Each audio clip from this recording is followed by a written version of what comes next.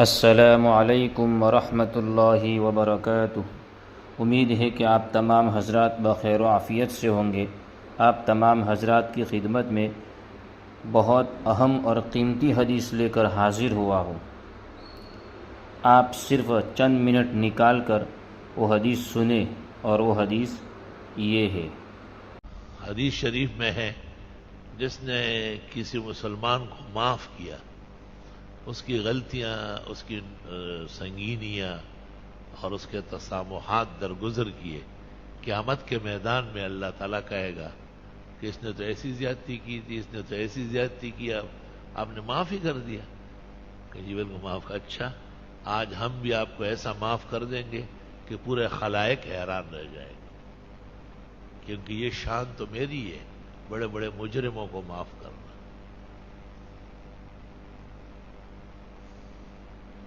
بخاری شریف میں کہ ایک مالدار آدمی تھا اور لوگ ان کے ساتھ لین دین کرنے آتے تھے، تو انہوں نے اپنے غلاموں کو اور نوکروں کو سمجھایا تھا اور ان کو کہا کہ دیکھو، دو قسم کے لوگ آتے ہیں، ایک وہ جن کے پاس پیسے ہیں اور لے تو لال کر رہے، کل دیں گے، پرسے دیں گے، اتن سے دیں گے، تو تخفف، خیر ہے نا، سختی مت کرو۔ چلو کوئی بات نہیں، کب دیں گے؟ مہینہ بعد، چلو 1.5 مہینے بعد دیں، 2 مہینے بعد دیں۔ اللہ اس سے خوش ہوتا ہے۔ اور کچھ لوگوں کو تم جانتے ہو کہ وہ نہیں دے سکتے، ان کو معاف کر دو، تجاوز ہوا، ان سے کہو دے دیے تو بہت اچھا، نہیں دیے تو کوئی ضروری نہیں ہے۔ اس زمانے کے لوگوں کو کہیں گے تو وہ تو دینے کا سوچتے بھی نہیں۔ اللہ اکبر۔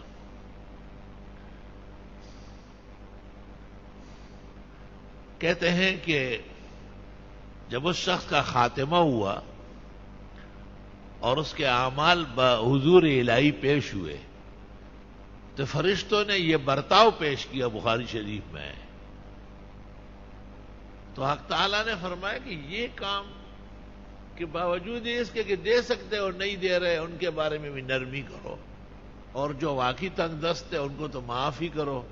یہ تو میری صفات اس شخص نے اپنائی ہے، لہذا مناسب نہیں ہے اس کے ساتھ زیادہ حساب کرنا، اس کو عفو کرو، تجاوز ہوا، کیونکہ یہ اللہ تعالیٰ کی بہترین اخلاق۔ جو کچھ تمہارے پاس ہے یہ نہیں رہے گا، نفد ینفد مانا ختم ہونا۔ وما عند اللہ باق، اور جو اللہ کے ہاں ہے وہ ہمیشہ رہے گا۔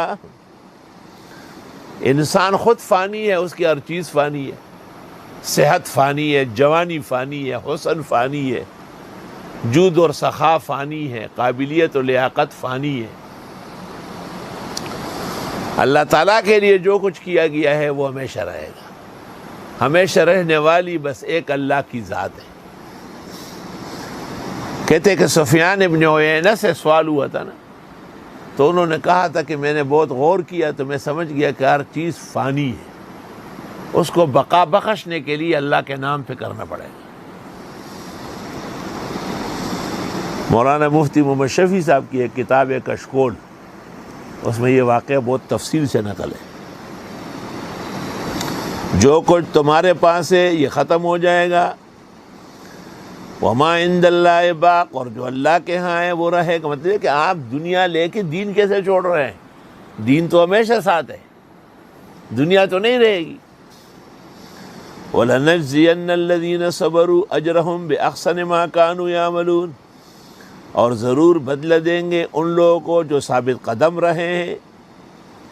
اگرچہ دین بیچنے کا وقت آ گیا تو لالچ قسم قسم کی سامنے تھی، لیکن یہ ثابت قدم رہا بہترین طریقے سے جو انہوں نے اعمال کیے۔ من عمل صالحا من ذکر او انثی، جو عمل کرے نیک مرد یا عورت، وہو مومن، لیکن ہو مومن، فلنحیینہ حیاتا طیبہ، بس اس کو زندگی دیں گے، زندگی مبارک خوشگوار۔ ہرگز نہ میرد آنکھ کے دلش زندہ شد بعشق، سب تست بر جرید عالم دوام ماں۔